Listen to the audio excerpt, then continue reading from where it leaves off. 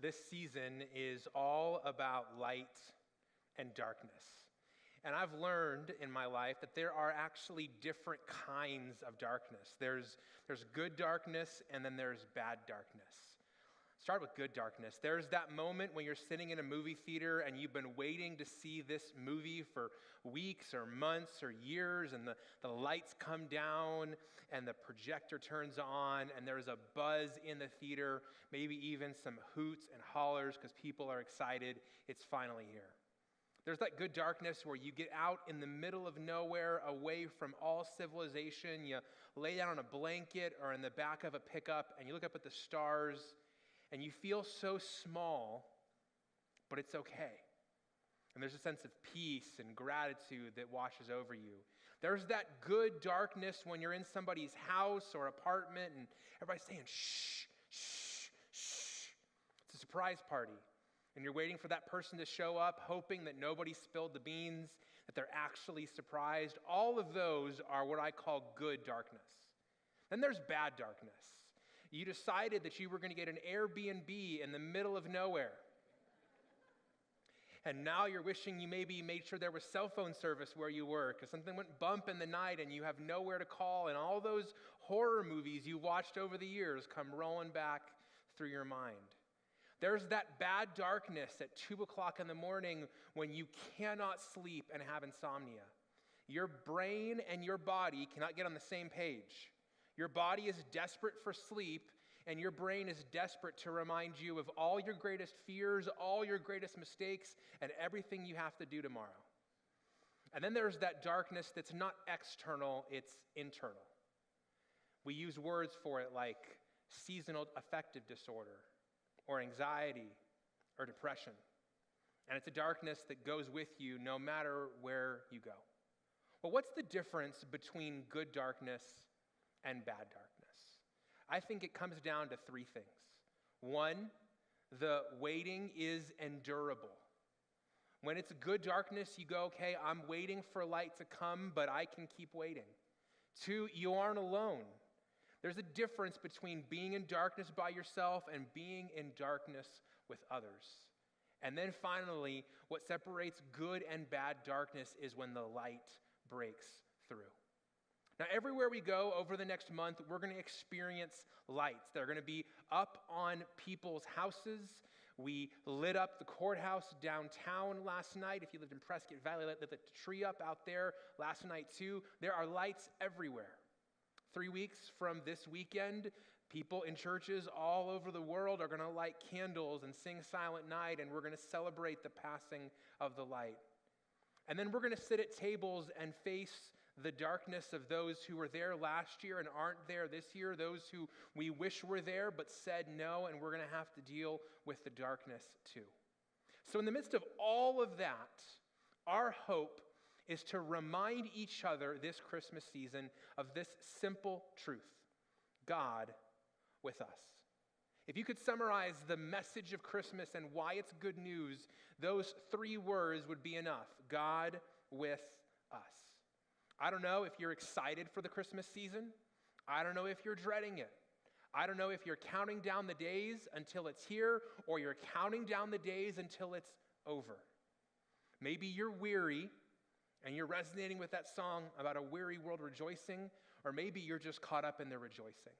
But wherever you are, our invitation to you this year is that you would be there where you are. Because of our big idea. If you're taking notes, you can write this down. The big idea is this: that God can only meet us where we are, not where we wish we were. Now, I'm not sure if that's good news or bad news for you.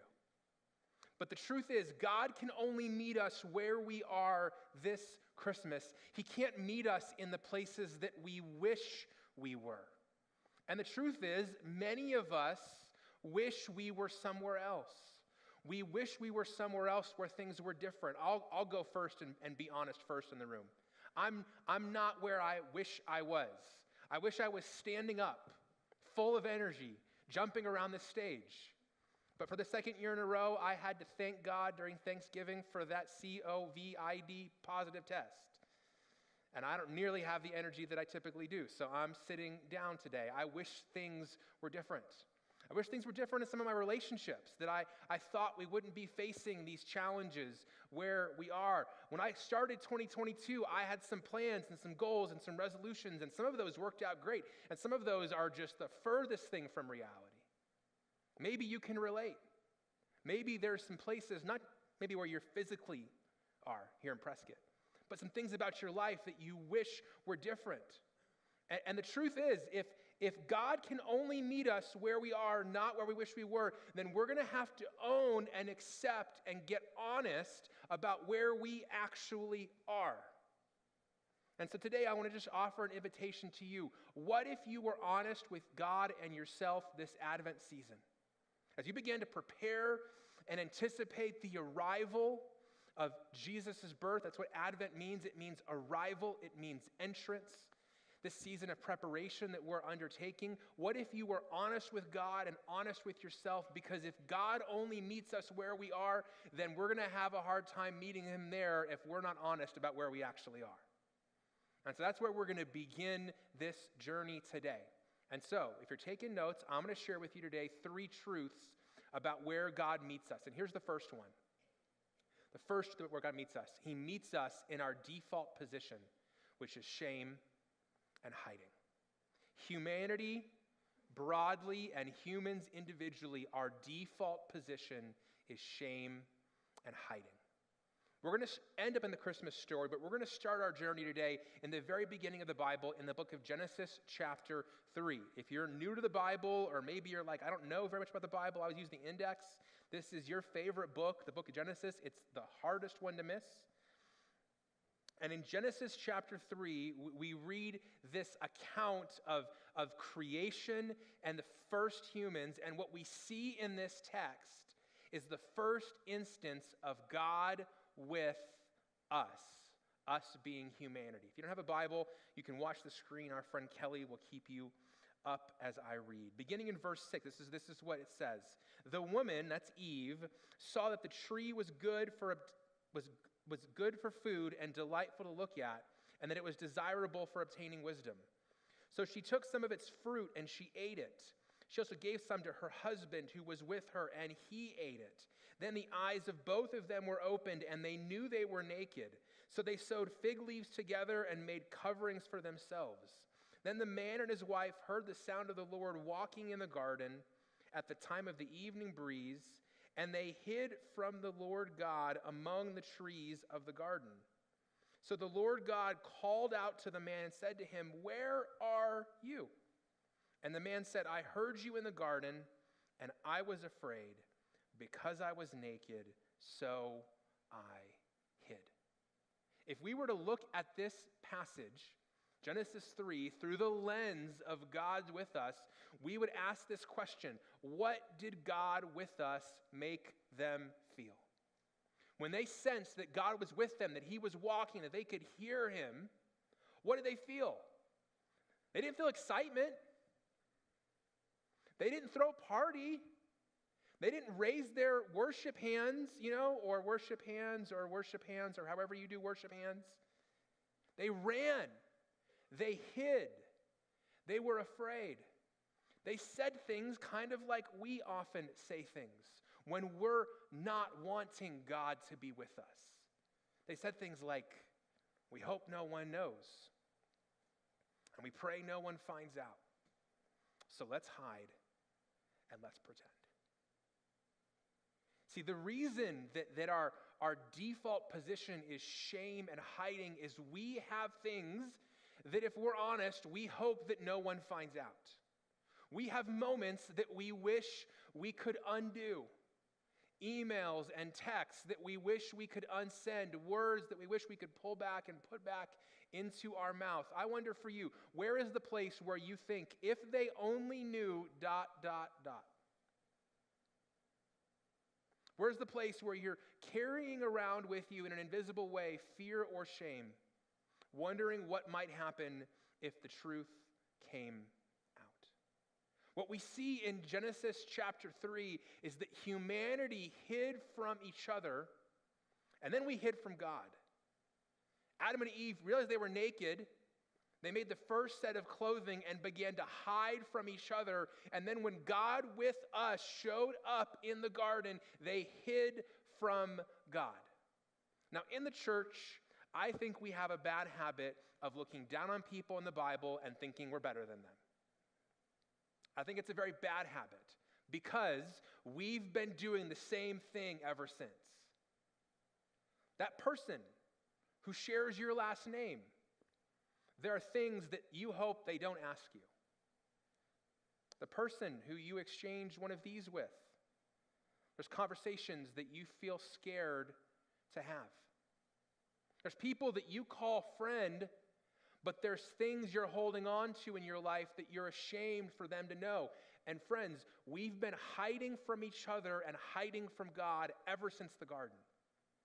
And so our default position is hiding and shame. And we need to face that, especially at Christmas time. Because that's where God meets us, in the midst of our hiding and our shame. Like Adam and Eve, he comes for us. The second truth we see about where God meets us is that our familiar territory is darkness.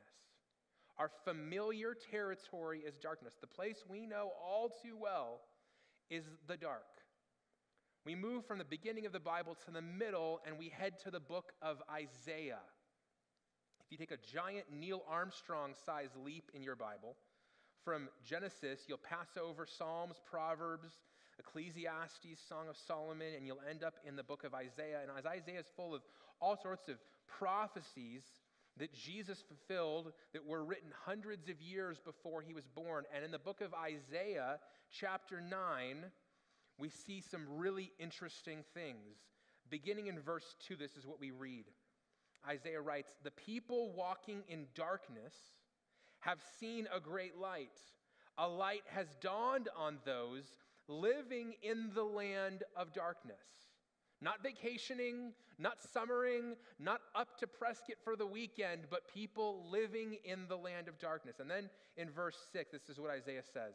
A very well-known verse around Christmas time. "For a child will be born to us, a son will be given to us, and the government will be on his shoulders. He will be named Wonderful Counselor, Mighty God, Eternal Father, Prince of Peace." What Isaiah is saying to us that is still true over 2,500 years later is darkness is our home. For so many of us, the place that we know the best is the darkness. The place that we spend the most time is the darkness. And one of the things I've learned about the dark is it is actually in the darkness that our shame and our fear is fueled. It actually grows greater. One of the ways that I know if somebody is good at grilling is the extent to which they use lighter fluid. Lighter fluid is like training wheels for somebody who's starting to grill. And I used to be that guy who had no idea what he was doing, had no business around a grill. And so there was one time I was getting impatient. I had decided to use charcoal because, of course, it tastes better.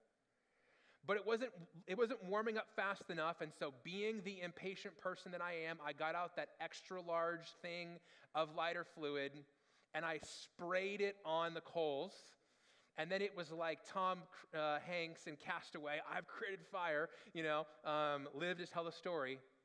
But that image, if you've ever seen somebody pour lighter fluid on a fire and the fire kicks up, that's what darkness does to our shame and our fear.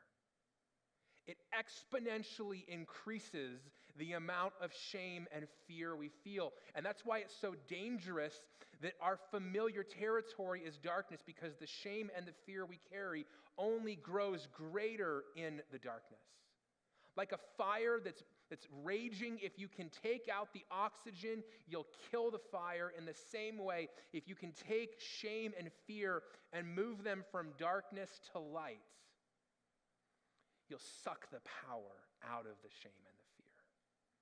And what I've discovered is that the only thing that darkness fuels that's life-giving is rest. Last night when you went to sleep, unless you're a crazy psycho, you turned off the lights in the room. I know people who sleep with all the lights on. It's just weird to me.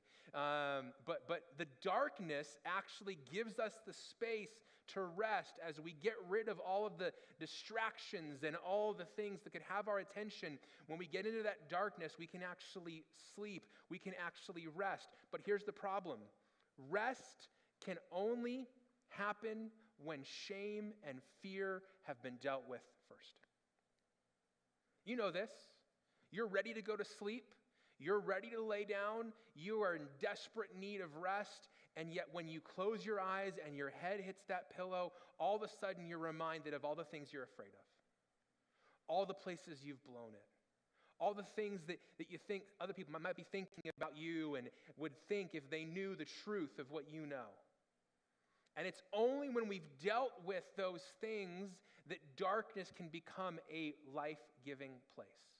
I want to illustrate darkness for you right now and ask our lighting designer today, Abby, to turn down the lights in the room. For those of you who are watching online or listen to our podcast later, you're just going to miss this moment. I'm sorry. It's just not the same online or in your headphones. But when you sit in a room that's dark, something interesting happens. Your eyes begin to adjust, your pupils begin to dilate, and if you go into a dark room, and this room isn't totally dark, but the longer you stay in a dark room, the more your eyes adjust to the darkness, and the more you're able to see. But when you've been in the dark for a long time, sometimes when the light comes back, and Abby, let's get some light here.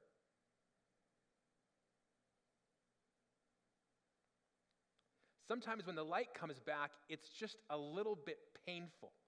My kids hate waking up in the morning for school, and when the alarm goes off at 5:45 and we come in and we go 3, 2, 1 and pop the lights, they're like the Wicked Witch of the West. The light, the light. It's painful at first. And here's what I will tell you. If you are living or experiencing or struggling with the darkness, the good news is that God wants to come and meet you where you are with his light. Here's the bad news. It may be painful first. Like when you walk out of a dark room into a bright light and you say, the light. What you desperately need may not feel good in the beginning because it's transforming and changing. And that's the third piece of this truths about where God meets us. The third piece is that Jesus pursues us in order to transform us. As we get into the Christmas story, we turn to the book of John. John chapter 1. John was one of Jesus' closest friends, one of his most faithful disciples. And in John chapter 1, beginning in verse 1, this is what we read. In the beginning was the Word, and the Word was with God, and the Word was God. He was with God in the beginning. John's word for Jesus is the word word. So essentially he's saying in the beginning was Jesus, and Jesus was with God, and Jesus was God. Jesus was with God in the beginning. He goes on. He says, the true light that gives light to everyone was coming into the world. So as God was coming to be with us, he was bringing his light into our world. And here's what that means for us in verse 12. He says, but to all who did receive Jesus and his light, he gave them the right to be children of God, to those who believe in his name, who were born not of natural descent or the will of the flesh or the will of man, but of God. And then in verse 14, the Word became flesh, Jesus became flesh, and dwelt among us, God with us. We observed his glory, the glory as the one and only Son from the Father, full of grace and truth. So what we see at Christmas is not just, hey, there's this cute baby in a manger. What we see at Christmas is we see the lengths that God is willing to go to in order to pursue us. Just by a show of hands, is anybody in the room done with their Christmas shopping already? Everybody's purchased for it. Wow. I admire all of you people. You guys are organized. I am not there yet. But some of you, you're going to great lengths this year to get a gift for somebody you love and care about. You're shopping online, trying to find the best deal, make sure it ships here on time. You're going to lengths. But the good news of Christmas, the reason why God with us means so much, is that God went to great lengths in order to pursue us, to be with us, and not just to be with us.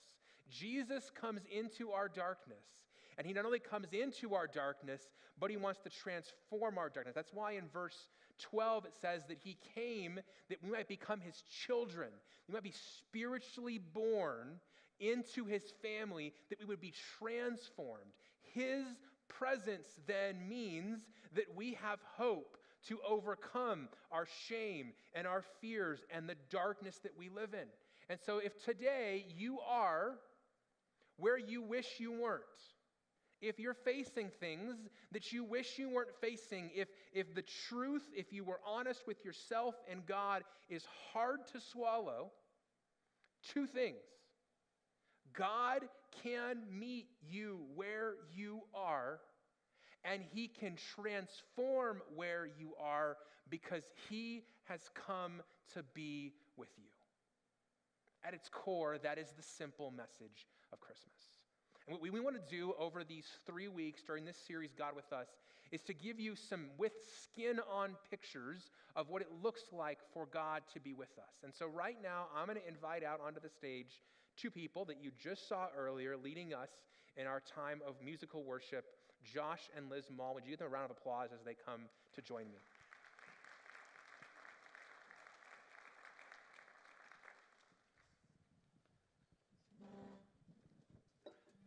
Hey. So, little kind of fun fact, Liz and I go way back, till we were single digits. We grew up in the same church. Yep. And then in 2018, you guys switched and you moved over here to Cornerstone, began attending here. You guys are both stupid gifted musically. Like, I feel so, yes, please give them a round of applause. I struggle to keep my voice on pitch, and you guys are on multiple instruments. You guys are just amazing. And not long after you got involved here, you started serving on the worship team.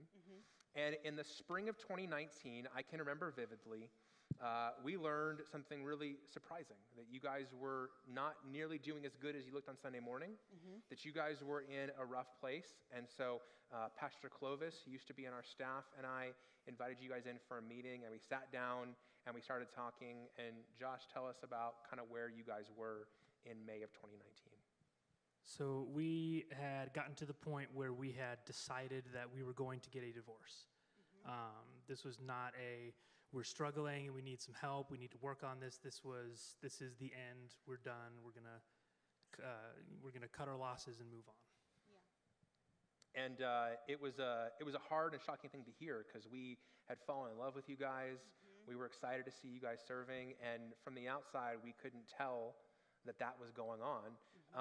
And what was so surprising for me when we first started that conversation was often when you hear a couple using that word and at that place, like they're on opposite sides of the room. It takes work to get them to come in together, and you guys were sitting on the same couch next to each other. And I think Liz used the word that there wasn't any animosity, that you guys were friends. No, even at church here on Sunday morning, we were still sitting together. Yeah. We were like, I don't know. We were so unemotional about it. And yeah. No animosity whatsoever. But you were very cold that you were done. Yeah. That there was no hope, and that you guys were gonna. It was just very, very hopeless. And when you get to that sort of hopelessness, it's like the emotion is, you're past that. You just feel like you're not even there anymore. You're just, that's it.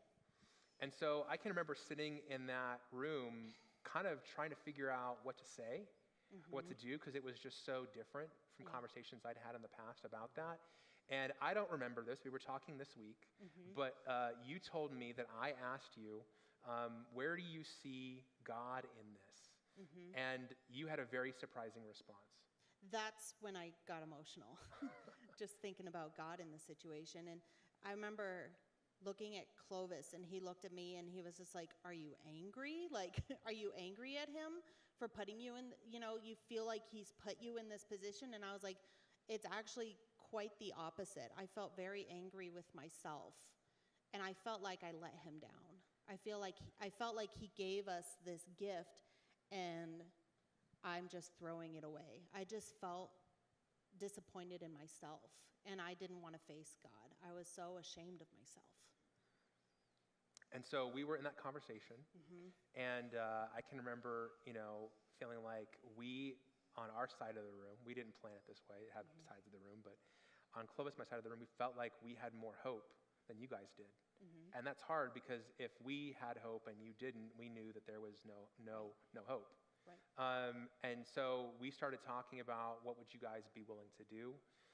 Would you be willing to meet with somebody? Would you be willing to pay for that or pay a portion of that? Or, are you guys just done? Are you willing to allow us to come alongside you? And so that started a conversation, Josh.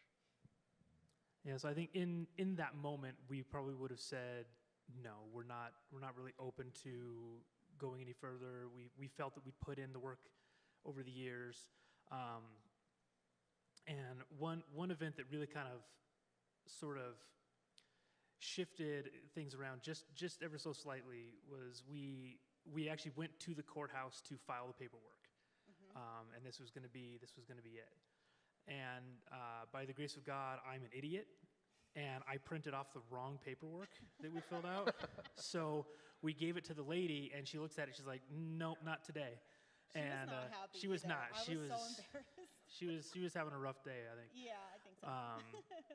So we left there feeling a little foolish, a little defeated in the moment, thinking like, man, we can't even do this right.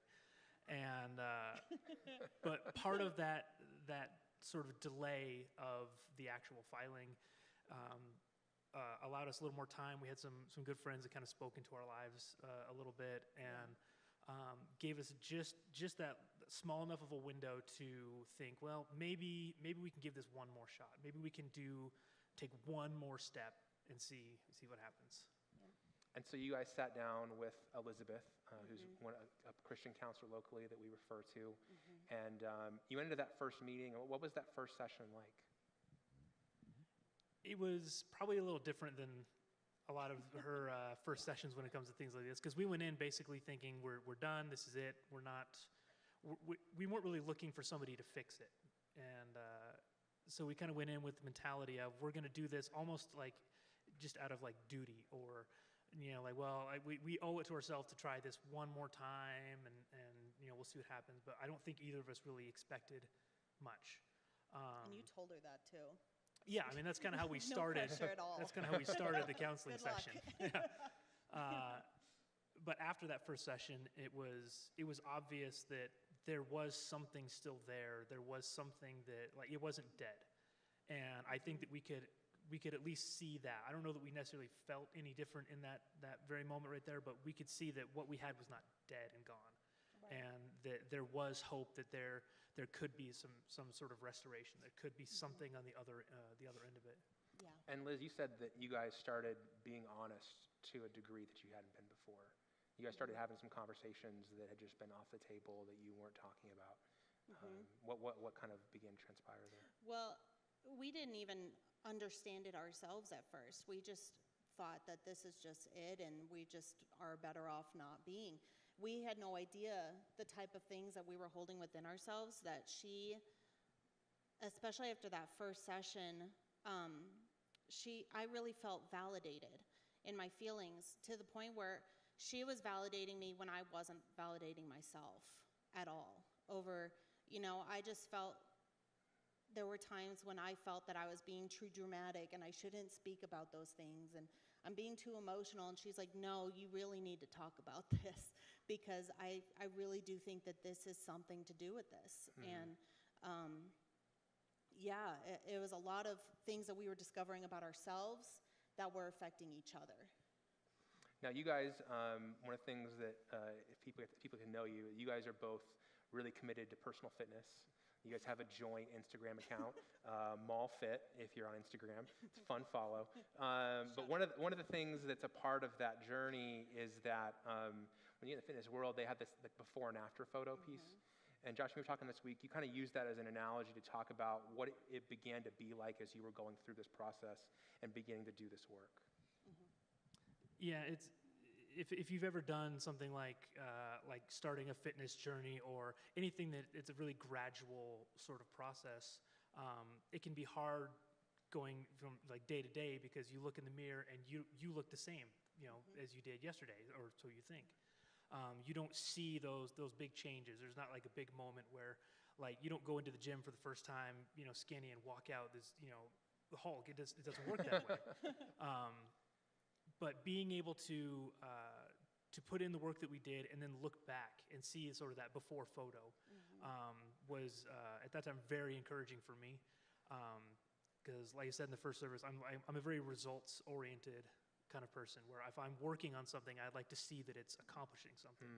And things that are very, very slow and very gradual, it can be hard for me to keep up that motivation because I don't see the results as obviously. So, going through that season where we put in a lot of the work in a way kind of blindly, hoping that there was a change, hoping that things were getting better, where even day to day we may not have seen those, but getting through that and being able to look back and say, this is where we've come, was incredibly encouraging to me, and it encouraged me to want to keep pushing because I could see that what we were doing wasn't worthless.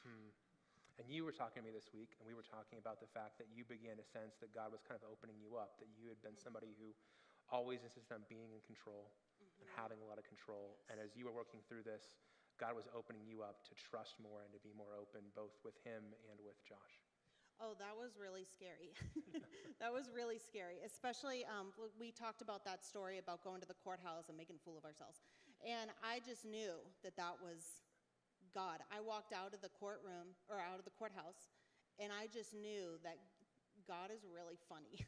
And he decided, I'm going to make a fool out of them. No.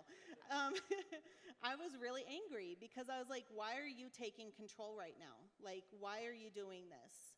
I'm not worth that.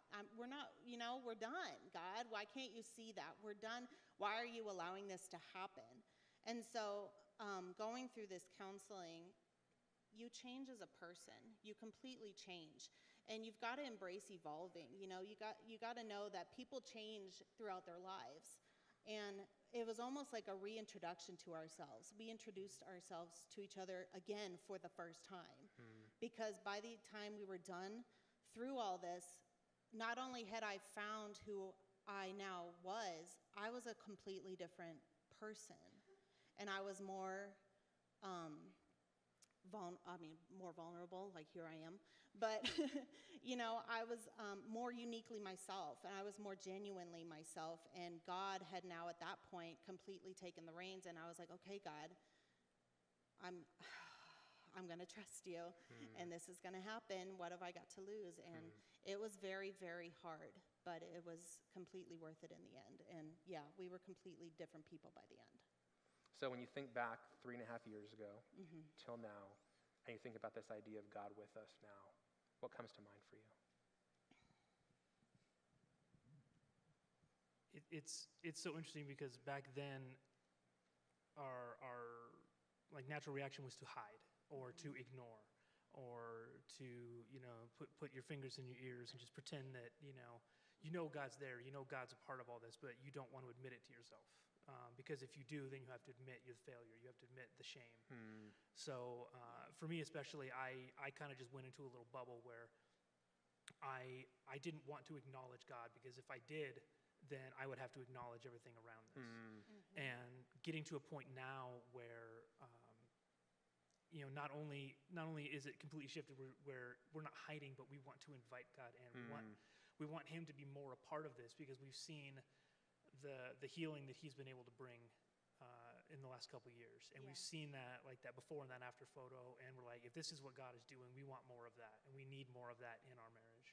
So it's been a complete 180 of treating him like the weird uncle you don't invite to Thanksgiving to somebody that you just want to always be there, move them in, that kind of thing. So well, I wanted to invite you guys to share your story. I didn't know if you were going to say yes. And part of it was I think back to 3.5 years ago, and that before and after, and if we were sitting in that office, and I remember when you walked out, I turned to Clovis and I was like, I don't know how this is going to go. Right. I don't think either one of us would have expected this. And at the same time, you guys are still doing the work. Yeah. You guys are both still in counseling. You're still working through things. This is not a Disney movie, happily ever after, the end, roll the credits. You guys are still in process. And so God is with you even as you continue to do the work. So I just wanted to say thank you for your vulnerability. Thanks for doing the work. And I'm grateful that you're part of this family. So thank you guys. Want to give them a round of applause?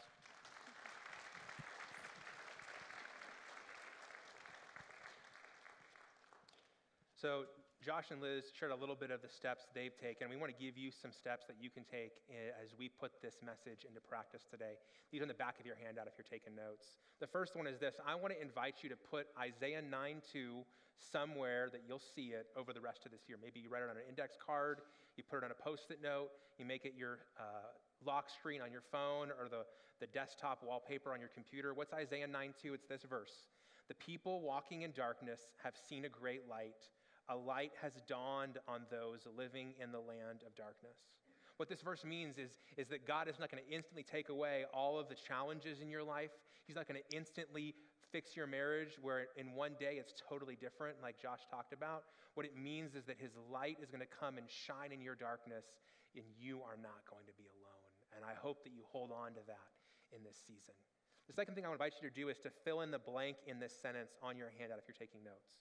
In my life today, the darkness looks like blank.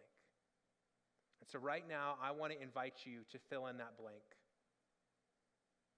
So go.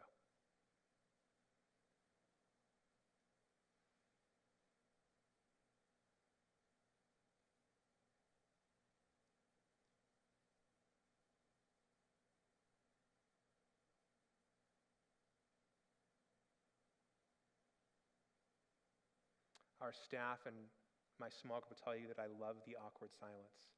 Good things happen in that moment. And the reason why I want you to fill that blank in is I don't want this to be a concept, to be ethereal. I want it to be real, and only you can name what that is. And then third, I want to invite you to take one step, big or small, towards the light. Maybe your step is as big as coming in and having a conversation that's hard, or going to counseling when you've tried before and you want to give up on it. Maybe it's something as small as just naming the darkness, reaching out to a friend, or saying, hey, I'm going to ask God to meet me here. Whatever that step is before this day ends, I want to encourage you to take the step that you feel God is pressing in on your heart